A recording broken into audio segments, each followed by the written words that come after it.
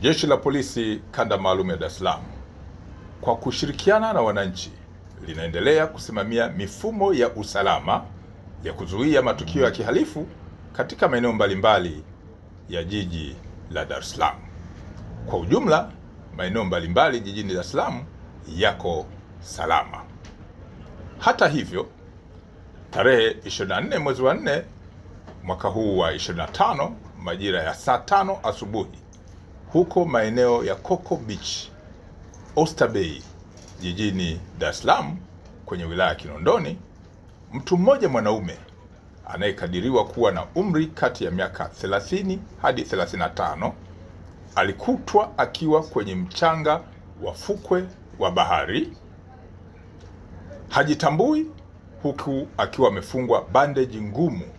ya muda mrefu maarufu kama POP kwenye mkono wake wa kulia. Taarifa hiyo ilifikishwa kwenye kituo cha polisi na vijana wanaofanya biashara ndogo ndogo eneo lile wapatao 4 ambao waliuona mwili huo wa mtu huyo ambaye hawamtambui wala hawajui makazi yake ni wapi.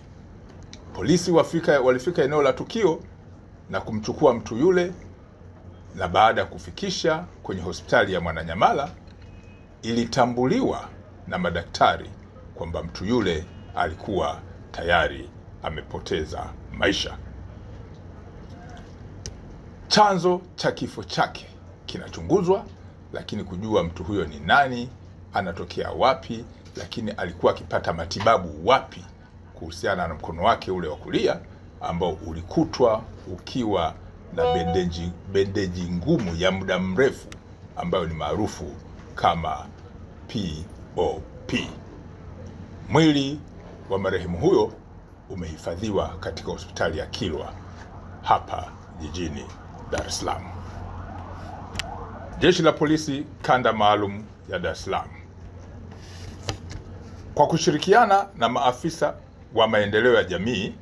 jinsia, wanawake na makundi maalum linaendelea kufuatilia kwa karibu na kuchunguza kwa pamoja na idara hii ya serikali swala la kushambuliwa na kudhalilishwa kwa mwanafunzi wa Chuo Kikuu cha Ardhi Dar es Salaam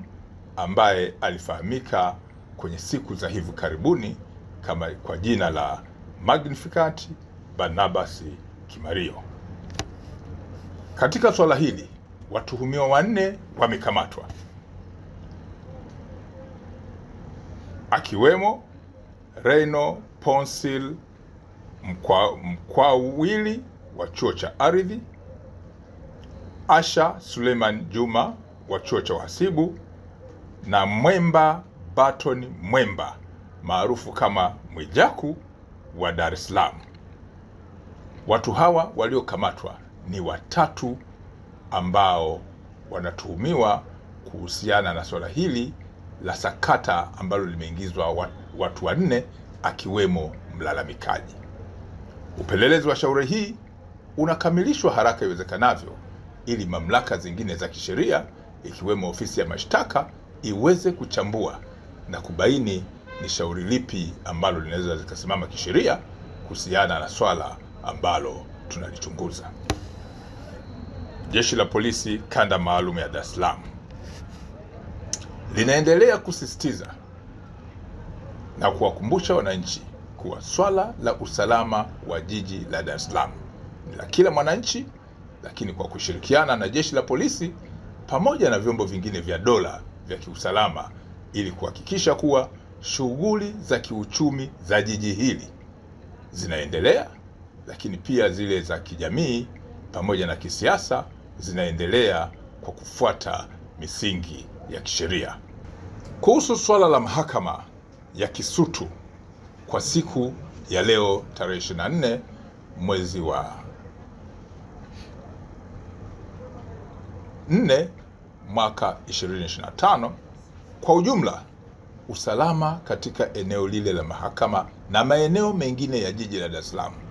uliimarishwa kwa kiwango cha juu ili kuhakikisha kuwa shughuli zote za kiuchumi za jiji hili zinaendelea lakini pia zile za kijamii pamoja na za kisiasa, ambapo vyama kadhaa vilikuwa vikiendelea na shughuli mbalimbali za mikutano yake ya hadhara. Hata hivyo, kutokana na matishio mbalimbali ambayo yalikuwa yametolewa na kupatikana kwa taarifa mbalimbali, jeshi la polisi lililazimika kuwazuia na kwenda kuwahoji baadhi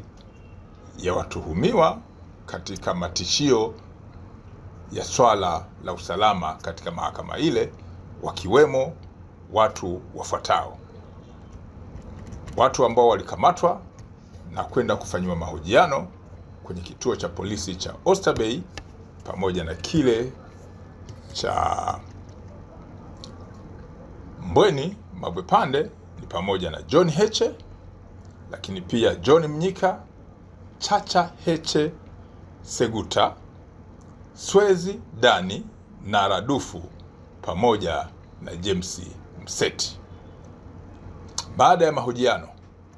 haki za dhamana kwa watuhumiwa zimewekwa wazi. Jeshi la Polisi Kanda Maalum ya Dar es Salaam litaendelea kutimiza majukumu yake ya msingi ya kuzuia vitendo vya kihalifu na kufuatilia taarifa mbalimbali, lakini huku likizingatia misingi ya haki pamoja na sheria za nchi.